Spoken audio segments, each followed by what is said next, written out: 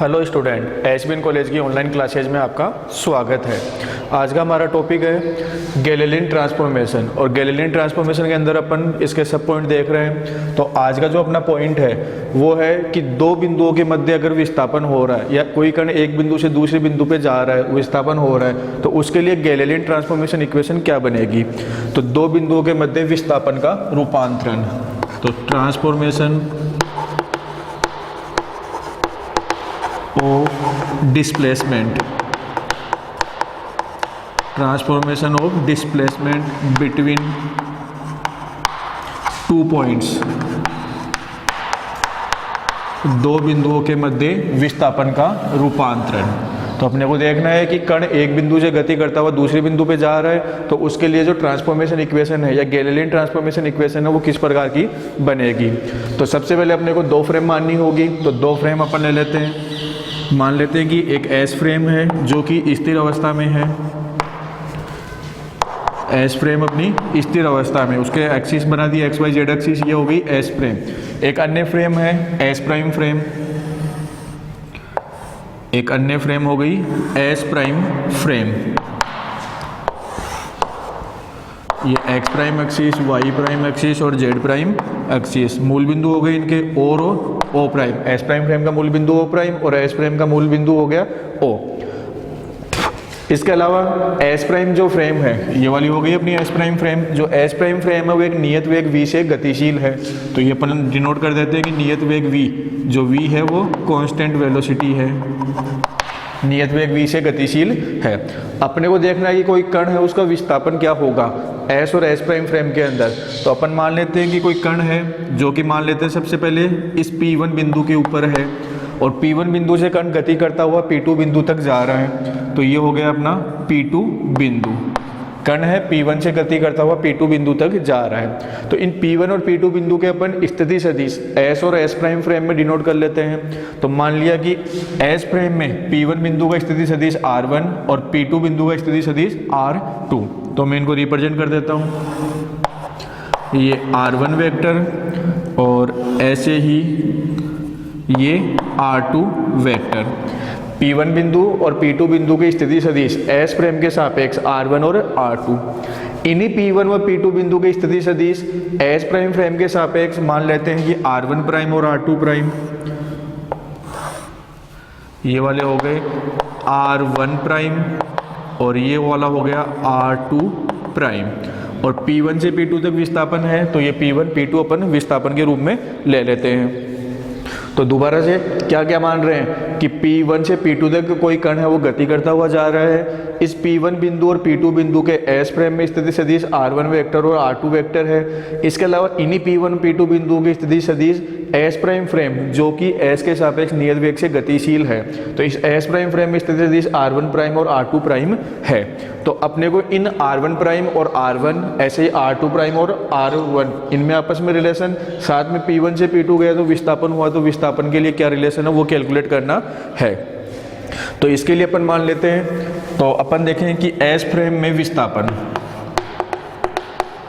Displacement in S frame.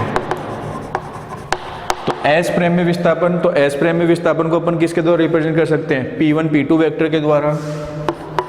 P1 P2 vector विस्थापन है तो उसको अपन D वेक्टर से भी रिप्रेजेंट कर सकते हैं। तो D वेक्टर इक्वल टू क्या बनेगा, D वेक्टर ये वाला P1 से P2, तो P1 P2 वेक्टर या D वेक्टर, तो उसको अपन क्या लिख सकते हैं, त्रिभुज नियम अप्लाई करके अपन क्या लिख सकते हैं, R2 vector minus R1 vector. विस्थापन है, त्रिभुज नियम देख सकते हैं, ये वाला त्रिभुज है तो R1 और ये दो क्रमागत भुजाओं का योग इक्वल टू क्या होगा, R2। मतलब अपन ऐसा कह सकते हैं R1 vector plus P1 P2 vector equal to क्या होगा, R2 वेक्टर। तो यहाँ से अपन लिख सकते हैं P1 P2 vector equal to R2 vector minus R1 vector. तो ये हो गया अपना विस्थापन P1 P2 वेक्टर। तो P1 P2 या D वेक्टर क्या हो गया, R2 माइनस R1। अब एस प्राइम फ्रेम में मैंने ऑलरेडी बता दिया है कि एस प्राइम फ्रेम के सापेक्ष इन्हीं बिंदुओं की स्थिति सदिश क्या है, R1 प्राइम और R2 प्राइम।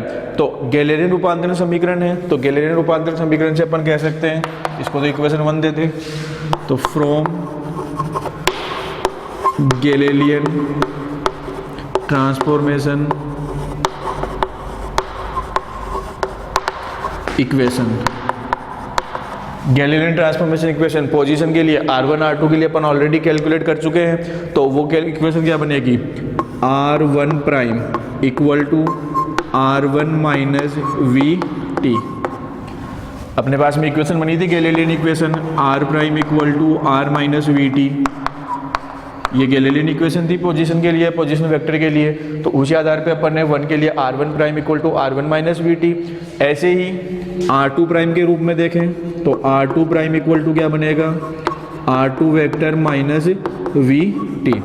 ध्यान रखना है v क्या है, यहाँ पे जो v लिख रहे हैं अपन वो है s प्राइम फ्रेम की वेलोसिटी, जो कि क्या है अपने पास में नियत है।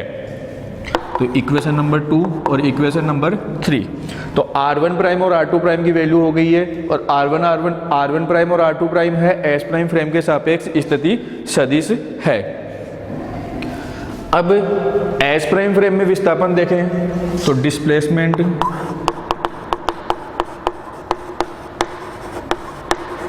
इन S prime frame, S prime frame के अंदर विस्थापन, तो S प्राइम फ्रेम में विस्थापन क्या होगा, लिखने को P1 P2 वेक्टर लिखा जाएगा, P1 P2 वेक्टर कि P1 से P2 बिंदु तक जा रहे हैं, equal to S prime frame की बात कर रहे हैं, इसलिए जो इक्वेशन 1 में D लिखा था डिस्प्लेसमेंट के लिए, तो उसकी जगह अपन D प्राइम यूज में ले लेते हैं क्योंकि फ्रेम चेंज हो रही है अपनी। तो D prime vector equal to, यहाँ पे देखें त्रिभुज O प्राइम P1 P2, तो इस वाले त्रिभुज में सेम यही जो त्रिभुज नियम सदिशों के योग का अगर वो अप्लाई करते हैं तो D प्राइम इक्वल टू क्या बनेगा अपने पास में, R2 prime vector minus R1 prime vector. तो ये हो गया अपने पास में S प्राइम फ्रेम में विस्थापन या डिस्प्लेसमेंट, इक्वेशन नंबर 4। अगर अपन अब इनकी वैल्यू देखें R2 प्राइम और R1 प्राइम की वैल्यू, तो ये अपन गैलीलियन इक्वेशन लिख चुके हैं, इक्वेशन नंबर 2 और 3। तो करना क्या है, 2nd और 3rd इक्वेशन का यूज करना है इक्वेशन नंबर 4 में। तो by using equation 2nd and 3rd in equation 4, तो इक्वेशन 4 में यूज करके देखते हैं क्या बनेगी इक्वेशन।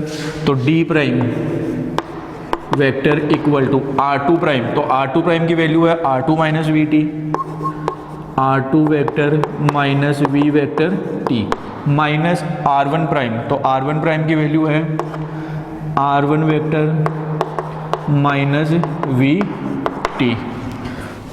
ब्रैकेट ओपन कर देते हैं, तो इक्वेशन क्या बनेगी, D prime equal to R2 vector minus V vector T minus R1 vector, और ये माइनस के कारण से प्लस हो जाएगा V T कैंसिल आउट हो जाएगा।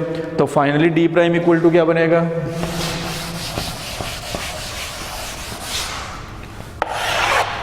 तो D प्राइम इक्वल टू यहाँ पे R2 वेक्टर है और माइनस R1 वेक्टर, तो R2 vector minus R1 vector, R2 minus R1 vector क्या है, ये अपन लिख चुके हैं इक्वेशन 1। तो इक्वेशन 1 के अकॉर्डिंग ये क्या कहलाएगा, D वेक्टर कहलाएगा। तो अपन लिख सकते हैं यूजिंग इक्वेशन 1। तो इक्वेशन 1 का अगर यूज करें तो ये क्या बनेगा, D prime equal to D vector. तो ये क्या आ गया अपने पास में, जो इक्वेशन 5 वो किसको रिप्रेजेंट कर रही है कि D prime S prime frame में जो विस्थापन है वो D वेक्टर मतलब S फ्रेम में जो विस्थापन है उसके बराबर होगा। तो इसका मतलब चाहे फ्रेम S हो चाहे S प्राइम फ्रेम हो, S प्राइम फ्रेम नियत वेग से गतिशील है, तो उस स्थिति में दोनों फ्रेम के अंदर कण का विस्थापन है वो समान होगा। तो इसको अपन बोलते हैं इनवेरियंस प्रॉपर्टी, या ये कहलाएगा Galilean invariance, Galilean invariance of displacement.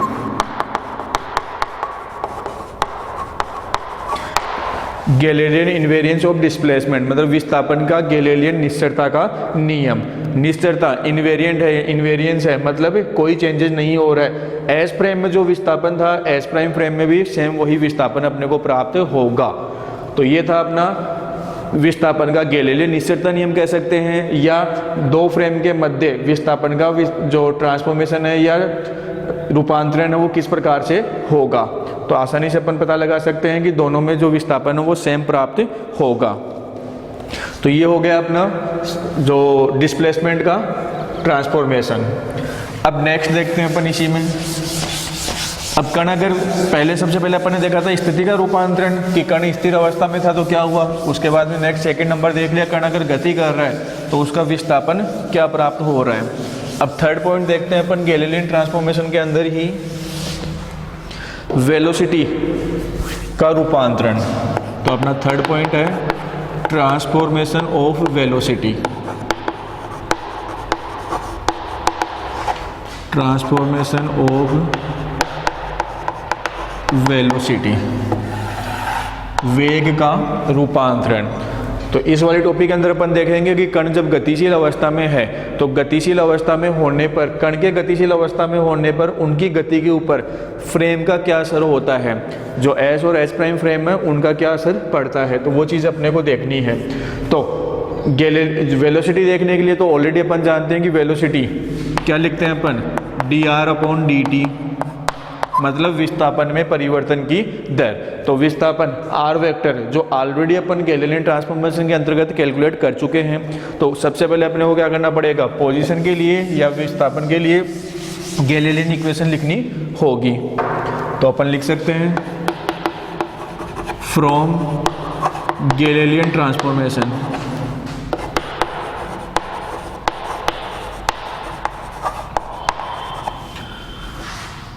r prime equal to r minus V T. Condition ध्यान रखना अपने पास में वही है कि दो फ्रेम थी, एक एस फ्रेम है एक एस प्राइम फ्रेम है। जो एस प्राइम फ्रेम है वो नियत वेग v से गतिशील है, किसके सापेक्ष, एस फ्रेम के सापेक्ष। सिचुएशन वो की वही है अपने पास में।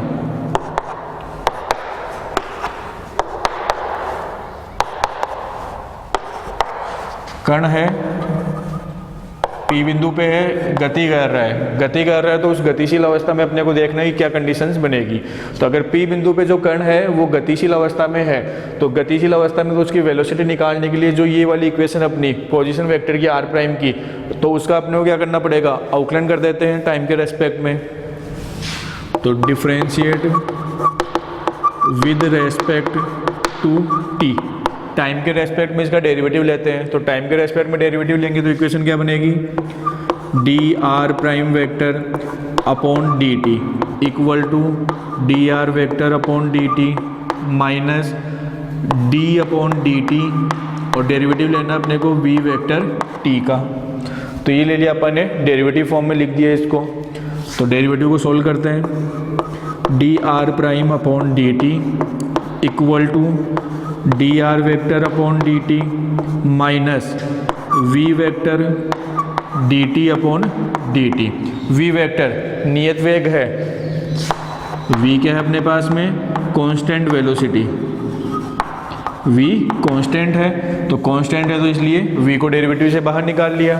तो dt बाई dt टाइम का टाइम के रेस्पेक्ट में डेरिवेटिव 1 हो जाएगा। तो इक्वेशन बन गई अपने पास में dr prime upon dt equal to dr upon dt और माइनस v वेक्टर।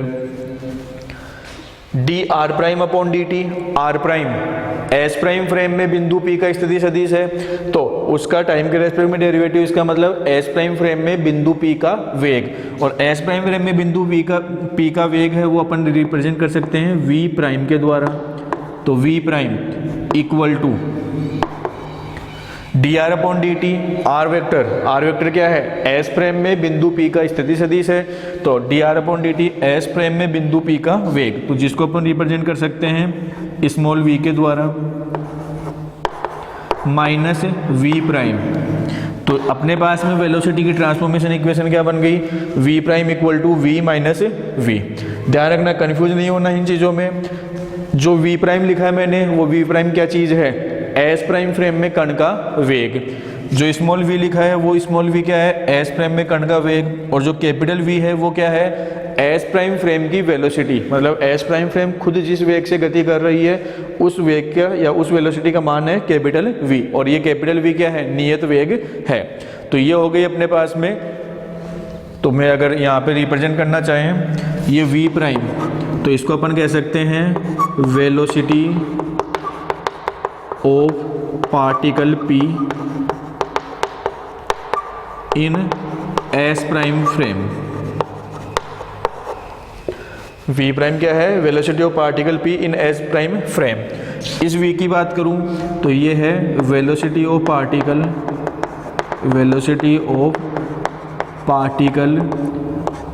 P इन एस फ्रेम, और ये जो कैपिटल V लिखा है वो क्या है, velocity of S prime frame. S prime frame की जो वेलोसिटी है वो है कैपिटल V। तो इन V में कंफ्यूज नहीं होना, ध्यान रखना कि कौन सी चीज़ क्या है। तो ये हो गया वेलोसिटी का गैलीलियन रूपांतरण समीकरण। तो Galilean transformation of velocity V prime equal to V minus V। तो ये था वेलोसिटी का रूपांतरण। नेक्स्ट, अब कण गति कर रहा है तो कण की जो गति है मतलब V प्राइम और जो V वेलोसिटी लिख रहे हैं अपन, वो कांस्टेंट नहीं भी हो सकती, वो कांस्टेंट नहीं भी हो सकती।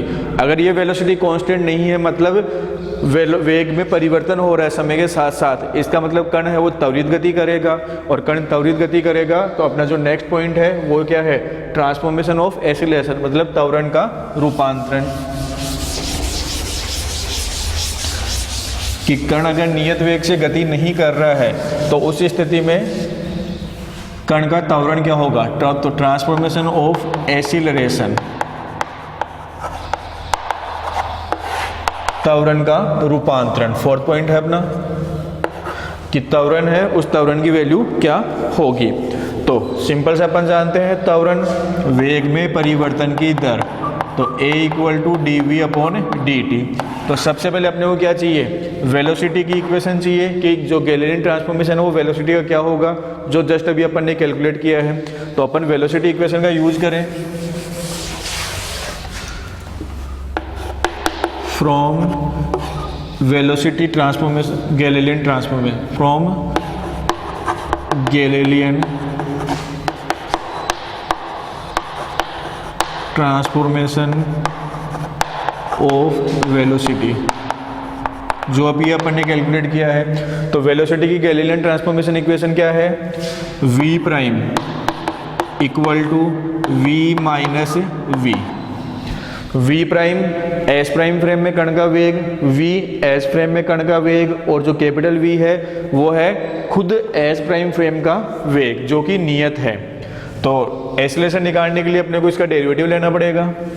तो differentiate with respect to t, time के रेस्पेक्ट में इसका डेरिवेटिव लेकर देखते हैं कि क्या होगा। तो टाइम के रेस्पेक्ट में डेरिवेटिव लें तो d v prime upon D T equal to D V upon D T minus D V upon D T. तो ये टाइम के रेस्पेक्ट में इनका डेरिवेटिव लिख दिया है। अब ऑलरेडी अपने को पता है कि जो v वेक्टर है वो कांस्टेंट वेलोसिटी है, कैपिटल V जो लिख रहे हैं फ्रेम की वेलोसिटी जो कि क्या है, कांस्टेंट, और फ्रेम की वेलोसिटी कांस्टेंट है, इसका मतलब इसका डेरिवेटिव क्या हो जाएगा, कांस्टेंट का डेरिवेटिव 0। तो अपन कह सकते हैं कि जो D V upon D T ये वाली जो टर्म है वो क्या होगी, 0। तो ये वाली टर्म 0 होगी तो अपने पास में इक्वेशन बनेगी D V prime upon D T equal to D V upon D T, और D V prime upon D T वेग में परिवर्तन की दर एक्सीलरेशन होगा, वी प्राइम मतलब एस प्राइम फ्रेम की बात कर रहे हैं अपन, तो ए प्राइम हो जाएगा इक्वल टू ए। तो ए प्राइम वेक्टर इक्वल टू ए, मतलब क्या हुआ इसका कि एस प्राइम फ्रेम में पार्टिकल का जो एक्सीलरेशन जो है वही क्या होगा, एस फ्रेम में भी होगा। तो दोनों फ्रेम में पार्टिकल के एक्सीलरेशन में कोई चेंजेस अपने को दिखाई नहीं देगा। तो इसको अपन बोलेंगे Galilean invariance, Galilean invariance of acceleration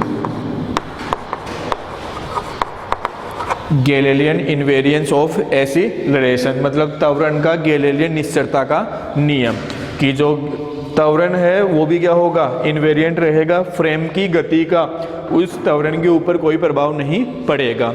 तो ये हो गया अपने पास में त्वरण का रूपांतरण समीकरण। कण, तो अपने अलग अलग सिचुएशन देख लिए इनकी कि कण स्थिर अवस्था में तो उसकी पोजीशन क्या हो गया, पोजीशन वेक्टर क्या होगा, कण गति कर रहा है तो उसकी वेलोसिटी क्या होगा, कण अगर नियत वेग से गति नहीं कर रहा मतलब त्वरित गति कर रहा है तो उसका एक्सीलरेशन क्या होगा, इन अलग अलग फ्रेम के अंदर क्या क्या वैल्यू होगी।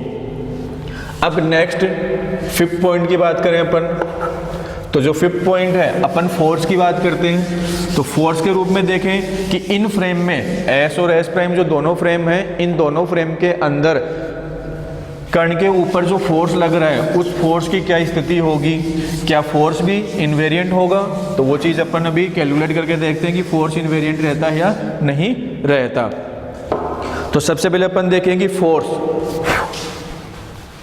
तो ट्रांसफॉर्मेशन ऑफ फोर्स, बल का रूपांतरण, ट्रांसफॉर्मेशन ऑफ फोर्स, बल का रूपांतरण। तो बल देखना है तो अपन जानते हैं कि फोर्स F इक्वल टू अपन रिप्रेजेंट करते हैं एम ए वेक्टर के द्वारा, F equal to M A, F बल हो गया, m मास द्रव्यमान और a एक्सीलरेशन है ही। तो ऑलरेडी अपन कैलकुलेट कर चुके हैं कि जो एक्सीलरेशन है वो क्या रहता है, फ्रेम के लिए एस और एस प्राइम फ्रेम दोनों में इन्वेरिएंट रहता है, निश्चर रहता है। तो बात करें अपन एम की, तो एम द्रव्यमान, द्रव्यमान भी इन फ्रेम के लिए क्या है, इन्वेरिएंट ही है। द्रव्यमान खुद एक क्या है, निश्चर राशि है, मतलब फ्रेम यदि गति कर रही है तो फ्रेम गतिशील अवस्था में तो उसका द्रव्यमान पे कोई फर्क नहीं पड़ेगा।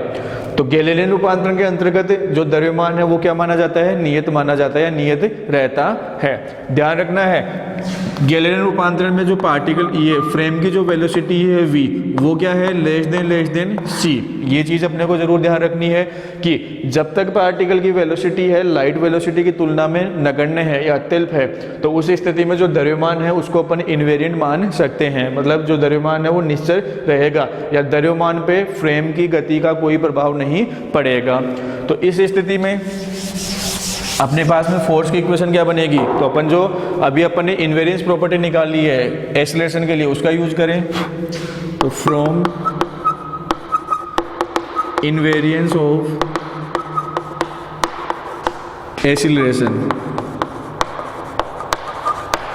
तो एक्सीलरेशन की इन्वेरियंस प्रॉपर्टी जो अभी अपन ने कैलकुलेट की थी वो थी ए प्राइम इक्वल टू ए, मतलब एस प्राइम फ्रेम और एस प्राइम दोनों में ही पार्टिकल का एक्सीलरेशन है वो सेम रहेगा।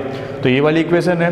तो अगर अपन दोनों पक्षों को, लेफ्ट साइड और राइट साइड दोनों को क्या करें, किसी इन्वेरिएंट क्वांटिटी से मल्टीप्लाई कर दें तो कोई फर्क नहीं पड़ने वाला।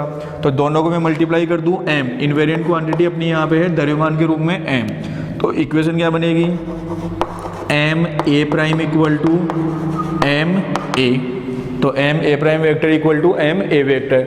m a प्राइम इसको मैं रिप्रेजेंट कर सकता हूँ फोर्स, तो a prime equal to f, मतलब क्या हुआ कि एस फ्रेम में पार्टिकल के ऊपर जो फोर्स अप्लाई हो रहा है सेम वही फोर्स क्या होगा, एस प्राइम फ्रेम में भी अप्लाई होगा, मतलब फ्रेम की वेलोसिटी का पार्टिकल के ऊपर अप्लाई होने वाले फोर्स पे भी कोई प्रभाव नहीं पड़ेगा।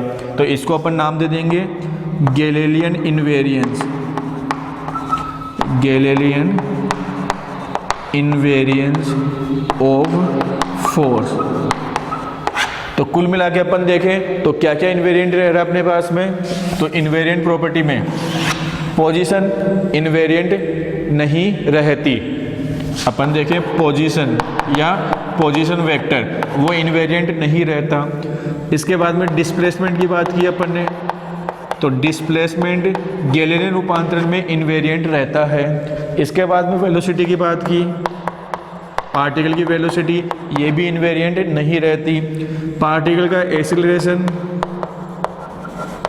वो इन्वेरिएंट रहता है। पार्टिकल के ऊपर लगने वाला फोर्स वो भी इन्वेरिएंट रहता है। इन्वेरिएंट मतलब कि फ्रेम की गति का पार्टिकल की पोजीशन, पार्टिकल के डिस्प्लेसमेंट, एक्सीलरेशन और फोर्स पे कोई प्रभाव नहीं पड़ता, दोनों फ्रेम में इनकी वैल्यू सेम रहती है। जबकि पार्टिकल की वेलोसिटी और पार्टिकल की पोजीशन ये दोनों है वो इनवेरिएंट नहीं रह पाती है। तो ये था अपना transformation of force Galilean transformation के अंतर्गत। तो आज के लिए इतना ही, धन्यवाद।